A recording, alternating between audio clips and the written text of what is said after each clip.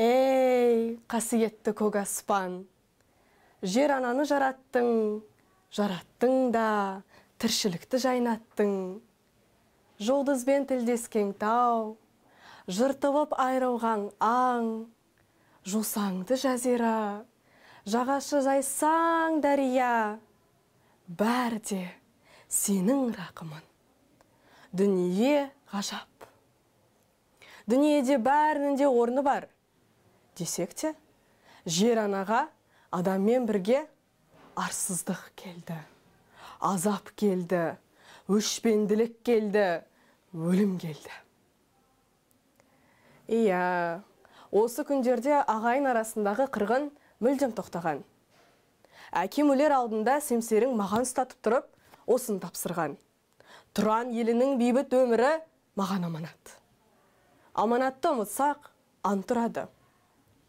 Бір кездегі ұлы Тұраннан не қалды?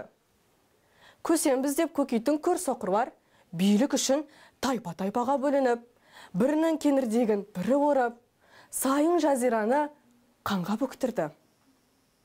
Ағайын ағайынды талады, қарындас қарындастың қанын ішті.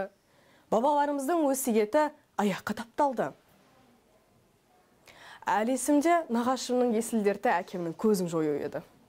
Ақыры оның шаңырағын өртеп тынды, ал менің кіндігім от ішінде кесілген. Анам байғыз тілсіз жаудың құрбаны болды. Ұлы Тұранды өрт жаумаған. Жаудың өрті емес, даудың өрті.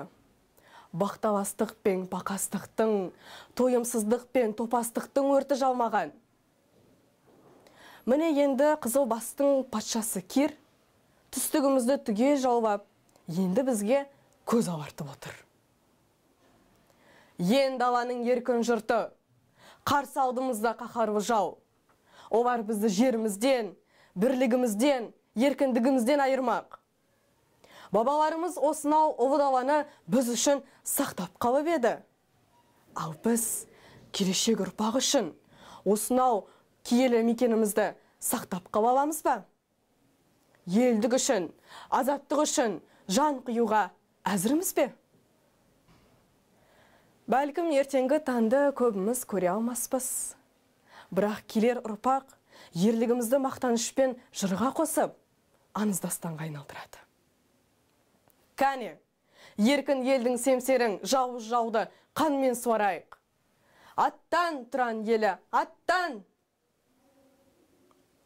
Ей, парсылардың патшасы ұлы Кир, сен соғыс ашпай тыңбайтын сияқтысың. Мақсатын сақтар елің тонау екен. Онда бұлай келсейік. Сен көпір салып әуреленбей ақ қой. Адам қанын төкпейік. Сол үшін біз өз мекен-жайымызды тастап, 3 күндік жүретін жол бар жерге көшіп кетейік. Дариядан жайбарақат өтіп, алғын келген дүние мүліктің бәрін ал. Бірақ 3 күннен кейін еліне қайтып кет. Ей, қанқұмар Кир, сен еркекке лайықты емес, жиіркенішті ісіңмен мақтанбай ақ қой. Сен менің ұлымды бетпе-бет шайқаста жеңген жоқсың. Оны айлакерлікпен шарап ішкізіп қолға түсірдің. Ал енді менің айтқанымды істе. Ұлымды өзіме тапсырда, аман есеніңді келген жағына қайтып кет. Есің барда еліңді тап. Егер сен менің осы айтқанымды істемесең, онда мен сақтар құдайы күн атымен ант етемін. Мен сен секілді аш көзді қанға бөктіріп, өзіңді қанмен суарамын. Ей, қанқұмар Кир, өмір бойы қанға тоймай, адам қанын сушы шашып келіп едің. Бұл жарық дүниеде сен аш көз қанға тоймадың ғой. Ал енді о дүниеде қанға тоятын боласың. Әйтеуір тірі қалдым, сені жеңіп шықтым демесем, жан дегендегі жалғыз ұлымды аярлықпен қолға түсіріп, сен менің түбіме жеттің жауыз.